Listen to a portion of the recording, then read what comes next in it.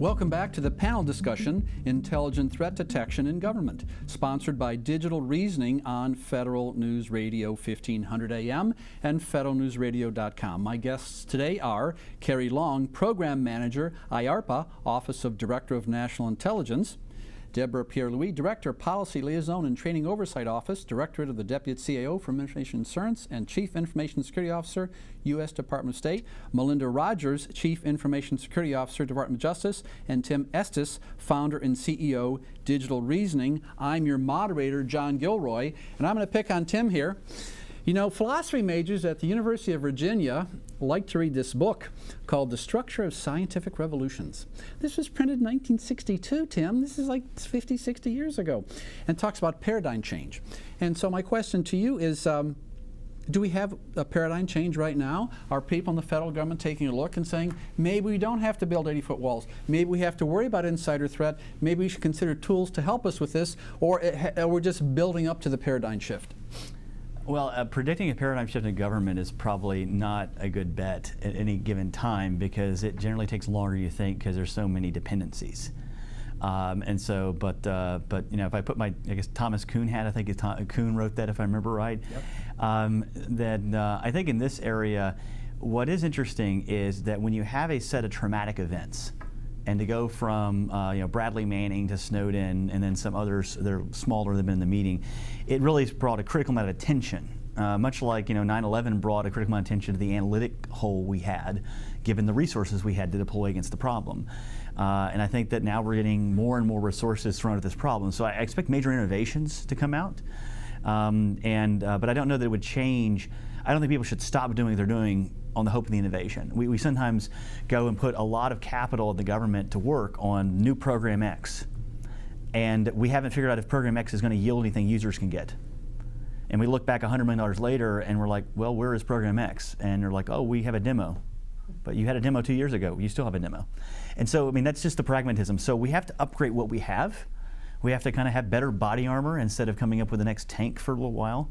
And I think that given that, I do think we should look at low-hanging fruit. And my belief has been that the communications of individuals is right now not understood at all. There is barely a search engine against what people have said to each other in the federal government in most agencies.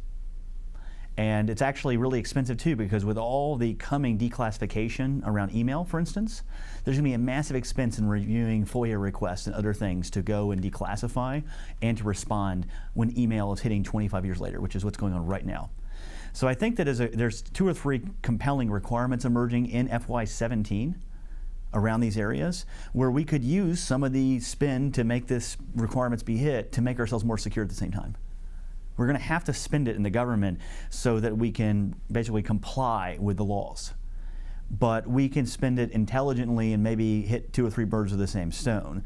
Use it to be able to understand our most high-risk cases and upgrade the intelligence of our systems, while also satisfying, I think, the need to get the right information out when it's requested. And right now that's a black hole. So Melinda, from your perspective, this concept of a paradigm shift or a major change, I mean, just saying the word Snowden, I jumped out of my seat again. I mean, I don't like hearing that. It's like, oh, has this been provocative for any people in your agency? I mean, is this a shift, or is there a shift taking place? I would say it's an evolution. It's an ongoing journey that we are taking. And to Tim's point, I mean, we had those major events, and all the agencies are getting smarter and more savvy and more aggressive about what we need to do, what types of solutions we might have in place, or policies and procedures, and how do we handle these transactions. But I think it's going to be a continuous learning process. We need to do better. We need to do more. But again, we always have to balance that with protecting the individual, the employee's privacy at the end of the day. So more to come. Yeah. Deborah, earlier you talked about continuous monitoring. I think you used an acronym for it. And where does that fit in with all this? Where does continuous monitoring fit in with insider threat? I see it as the baseline. You know, if you were making an analogy of the Santa Monica fires, I'll use the road. You know, before you can put the stoplights out or monitor traffic, you have to have roads, right? You have got to pave the roads, you got to put the lines down, you have to determine the distance, you know, things like that, put the speed limit signs out. And so to me, that's what CDM is. You know, at this point, it's giving us what all of that is, so that way we can move on into effectively meeting the challenges of things like insider threat. You know, Carrie, years ago, before you were born, I used to use antivirus software, and they would put updates in the U.S. mail. I get a floppy disk with updates, and I put it in that, I update my antivirus that way. It seems old and antiquated. And continuous monitoring, well, maybe continuous ain't good enough. I mean, what's the next step from mailing you virus updates to continuous monitoring to predictive? Maybe that's the next step. Certainly predictive is good, and that's where we're going to have to go. I'd also argue that maybe we should reconsider the environments we're using, our users are using to do their normal computing tasks. I kind of make probably the bad analogy that the workstation model we have now is like a plane with one wing, and we've had that for so long. We just think that's what planes are supposed to do, or how they operate, and it's really hard to fly it. But we've gotten humans are really good at taking that and building mitigations around it, right? And spending lots of money to make this one winged plane very stable. And then someone comes and says, why don't you put two wings on it? And we say, you're crazy. We've built all this infrastructure around the one wing plane, right? Why would we ever do that? You're going to cost millions of jobs, all right? And I think with the advent of the cloud and the fact that the cloud could change, everything's virtual. I think we owe it to ourselves to kind of, and I can say this because I'm IARPA, right? And I don't have to worry about policy, and I don't have to worry about, how does this get implemented tomorrow? And who's going to hate me for it? But maybe we should have a two-wing plane and see how that works for stabilization. Then I think it'll make Tim's job even easier, because there'll be less noise to filter through if there were less bad things getting through in the first place. So Melinda, I'm going to toss you a hard question here. Are there weaknesses in continuous monitoring? Of course. I think, again, I wanted to go back to what Deborah said earlier. There's no silver bullet. We need to take a defense in-depth approach to solving for security, whether it's on the machine front or on the human front. Continuous monitoring, I think there's a lot of virtue in trying to automate as many things as we can in terms of figuring out where do we stand, where things are misconfigured, or where are we missing a patch, where do you have assets that are not accounted for that's coming onto your network. Those are fundamental elements that we need to have in place. And also automating the detection of privileged users accessing things that they may not have the right authority to access. So we want to leverage automation to the degree that we can. But I think there's still virtue at the end of the day for the human to come in to say, what should the policy be? What is something that we can allow our employees and contractors to do? What should we not allow them to do? That is not something, at least not today, as much as we do have artificial intelligence in place.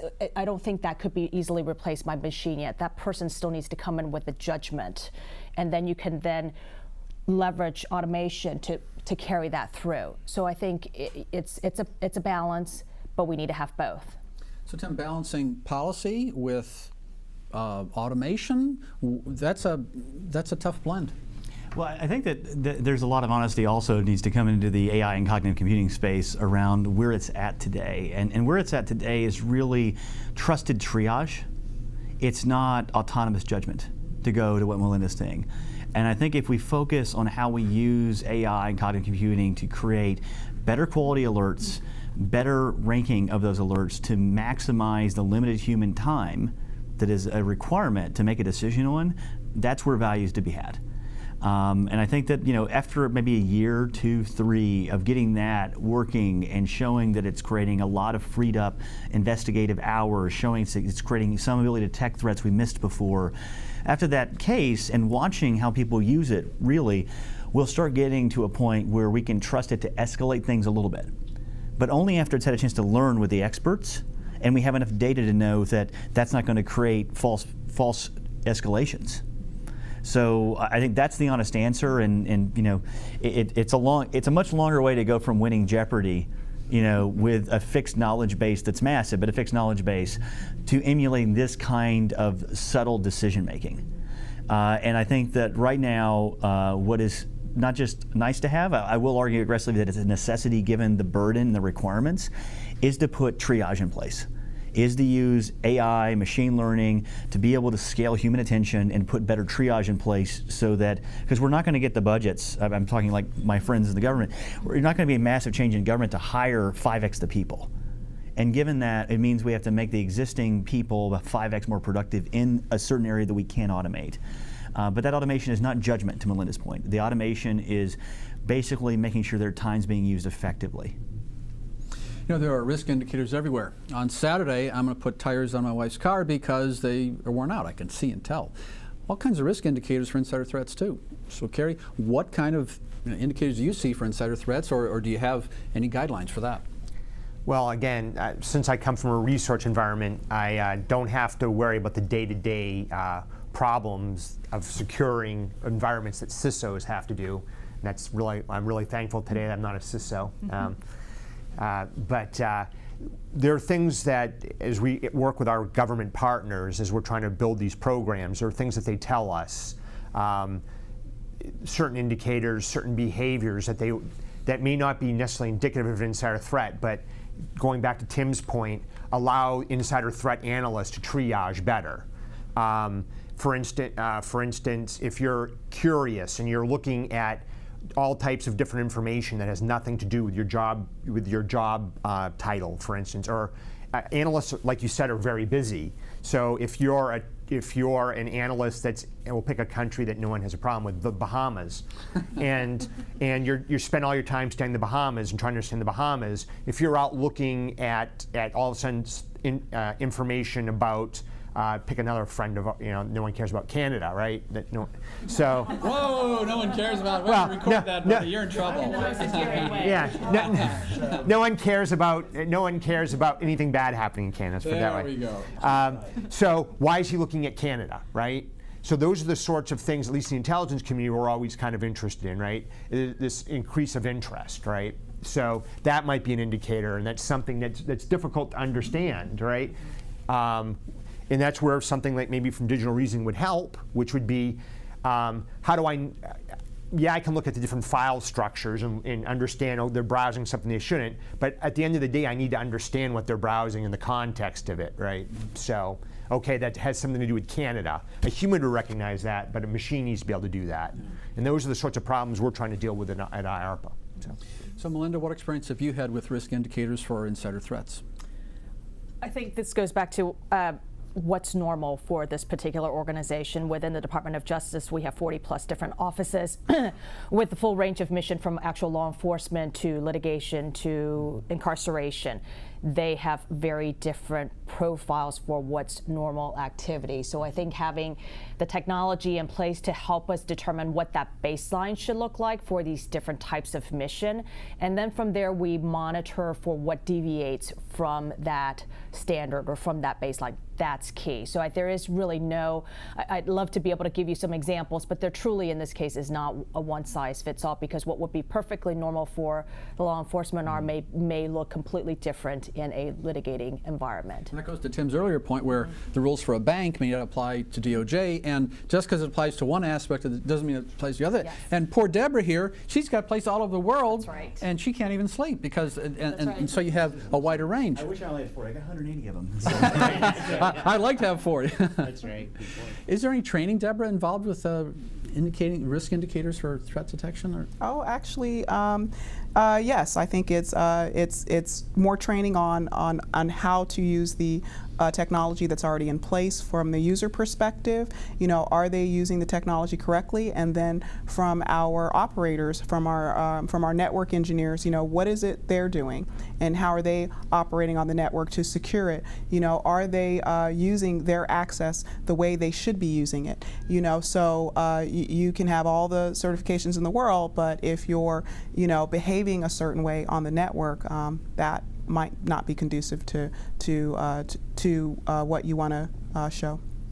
So Tim, Deborah's being bombarded with information all over the United States, all kinds of places. Some of this can be automated, some can't. In the beginning, you talked about the role of automation, but not necessarily as reacting. So the automation can collect data, and then it has to be blended with some kind of policy in order to react. Is that the process? Well, no, I actually think that just having a system like this consume the information to organize it is probably the first step. And that's actually very similar for what Melinda said and what Deborah said, which is if we just knew what a baseline was, and that's sort of, we typically, we've come into places where they know exactly what they're looking for, and we're just trying to create a fully scalable global detector for what they're looking for. This is a little different. This is, can we consume this information so we can understand our organization better? Can we then construct key risk indicators after we've had that time to assess? Can we apply those key risk indicators after we've done that in a test environment to see, do they create alerts of higher quality that accelerate investigations? Do they create novel detection, things we didn't know was there? And then it's iterative. And it has to be this combined human-machine work. And what you're into doing is, and being one of those, one of those people that a lot of us idolize, Steve Jobs. He used to say that, the fastest animal in the world was a human on a bicycle, and that the PC was the bicycle of the mind. And I like to believe that AI is basically the jet plane of the mind. And so we don't really know quite how to fly it yet. We have a few really interesting people that are flying it well. And if we're going to go test a jet plane, because we now have a problem which requires us to get across the country in 5 hours, if we're going to do that, then you do it by maybe going from one city to the other first, just to show you can go up and down safely, and then maybe cross states, and then across country, then you try an ocean. So I think we're in that, the kind of the flight stage, early flight stage of AI. And it would begin by, I think, processing the information and constructing. So when we started our work, this is where the thing comes full circle. When we came into the banks before we had anything for them, we had something that was built for the Intel community to make sense of connecting all this data, not knowing what we were looking for, just trying to make it easier to traverse it. And we're almost back there again, where we need to do that first, have an easy way to apply indicators once we know what they should be. Thanks, Tim. I'd like to thank my guests today, Carrie Long, Program Manager, IARPA, Office of Director of National Intelligence, Deborah Pierre-Louis, Director, Policy, Liaison and Training Oversight Office, Directorate of the Deputy CIO for Information Assurance and Chief Information Security Officer, U.S. Department of State, Melinda Rogers, Chief Information Security Officer, Department of Justice, and Tim Estes, Founder and CEO, Digital Reasoning. I'm John Gilroy, Federal News Radio 1500 AM. For more on this discussion, please visit federalnewsradio.com and search Digital Reasoning. On behalf of Digital Reasoning, thank you for joining us. A link to the archived session will be sent to you shortly. If you requested a training certificate, you will also receive an email with download instructions after the webinar. This concludes our discussion. Thank you.